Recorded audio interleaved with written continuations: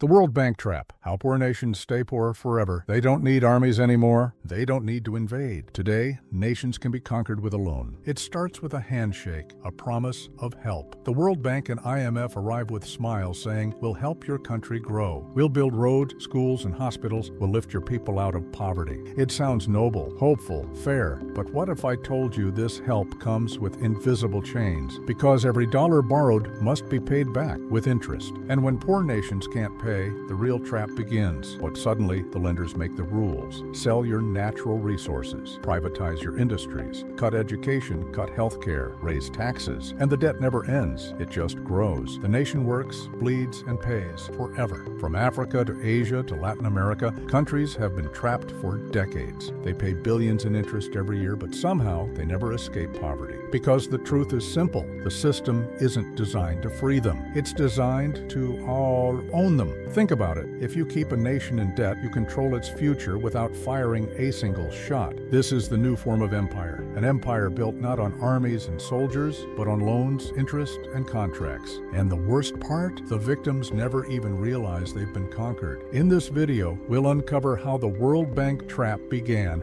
how it keeps poor nations poor, and why breaking free is almost impossible. Because in the modern world, money has replaced the military, and debt has become the most powerful weapon ever created. How the trap was built. Every trap begins with bait, and the bait was development. After World War II, the world was rebuilding from ashes. Nations were poor, unstable, and desperate for growth. That's when the World Bank Beach and the International Monetary Fund were born, with one mission: to help rebuild the global economy. At least, that's what they said. In reality, they became the financial architects of a new kind of empire, one built on loans, not armies. Here's how it worked. The World Bank offered loans to poor countries, but not just money, conditions. To qualify, countries had to restructure their economies, cut public spending, remove the subsidies, open markets to foreign investors. These were called structural adjustment programs. But behind that fancy name was a brutal reality. Governments were forced to sell their national assets, oil, water, electricity, even farmland, to foreign corporations just to stay afloat. The promise of development turned into a deal with the devil, because once those assets were gone, the profits no longer stayed in the country. They flowed back to the lenders, and the cycle began. Every new government inherited old loans. Every year, interest payments swallowed more of their budgets. Schools? Underfunded? Hospitals? Closed out infrastructure? Stalled? And every year, they were told to borrow again, to restructure, to recover, to grow. But the numbers never added up. By the 1980s, African nations were paying more in interest to the World Bank than they received in new loans. Entire generations grew up working for debts they never created. Imagine this: a farmer in Ghana, a teacher in Pakistan, a nurse in Kenya, all unknowingly paying taxes that flow straight to Washington, London, and Paris. That's not development. That's soft control, disguised as charity. And the deeper the nation sank, the stronger the trap became. Because once a country depends on borrowed money, freedom becomes just another line in the budget. The hidden mechanism, how the trap keeps running. So how does this trap keep working decade after decade? Simple, it was never designed to end. Here's the trick: the World Bank doesn't actually want you to repay your debt. It wants you to service it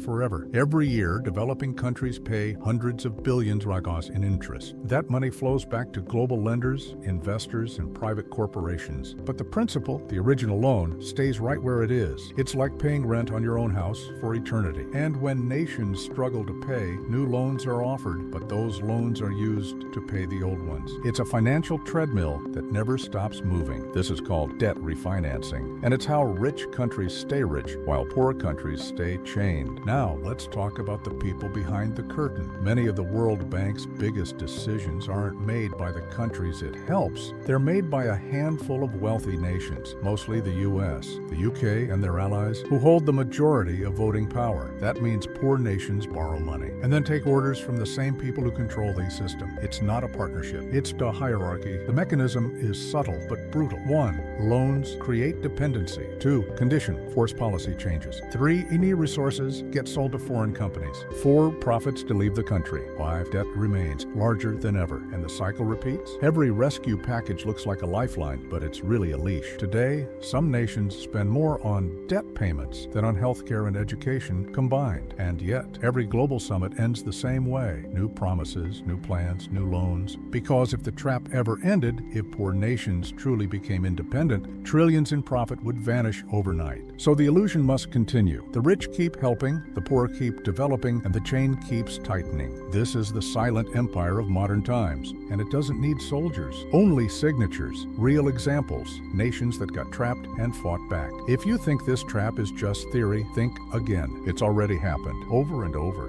Ghana, once called the Gold Coast, Ghana was rich in minerals and hope. But by the 1980s, it became one of the first nations to accept World Bank adjustment loans. In return, Ghana was told to cut spending and privatize industries. Schools closed, farmers lost subsidies, local businesses collapsed under the flood of cheap imports, and yet the debt grew larger. To this day, Ghana spends more money paying interest than it does on healthcare. The gold still flows out, but not to its people. Argentina. In the 1990s, Argentina became a model student for IMF policies. It privatized utilities, opened markets, and pegged its currency to the US dollar. For a while, it looked like success. Then the trap snapped shut. Foreign investors pulled out, unemployment soared, and in 2001, Argentina defaulted. Banks froze accounts. People stormed the streets, banging pots and pans in protest. It became one of the largest economic collapses in modern history. Sri Lanka, a more recent example, years of borrowing for infrastructure projects, ports, highways, airports, pushed the nation into record debt. When repayment became impossible, China and international lenders moved in. In 2022, the country ran out of fuel, medicine, and food. The government fell. Protesters flooded the presidential palace, different continents, different leaders. Same story. Debt begins as help and ends as one's control. Even countries that tried to resist, like Malaysia and Ecuador, were punished with credit downgrades, trade pressure, and isolation. In this system, saying no can destroy your economy faster than saying yes. The World Bank doesn't need guns or generals. Its power is invisible, hidden in contracts, interest rates, and promises that sound too good to refuse. And the more nations fall for the promise, the tighter the web becomes. Because once you control debt, you control destiny, breaking the chains. So, can the trap ever be broken? Can a nation escape the invisible empire of debt? History says yes, but never easily. And some countries fought back by refusing the game entirely. Ecuador once audited its foreign loans and called many of them